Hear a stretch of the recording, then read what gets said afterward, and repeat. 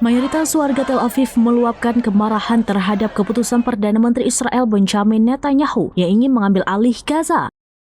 Dikutip dari Tribunnews.com, kemarahan ini memuncak setelah Kabinet Keamanan menyetujui perluasan perang yang dinilai warga sebagai langkah yang mengancam nyawa sandera yang masih ditahan.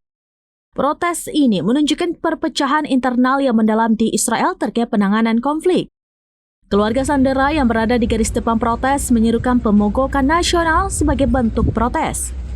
Mereka meyakini bahwa perluasan operasi militer akan memicu perlawanan sengit dari pejuang Hamas yang berpotensi mengakibatkan sandera tewas atau dipindahkan secara paksa. Aksi mogok kerja ini bertujuan memberikan sinyal keras kepada pemerintah agar mengutamakan negosiasi dan keselamatan warganya, bukan mengejar kemenangan militer total. Download Tribun X sekarang, menghadirkan lokal menjadi Indonesia.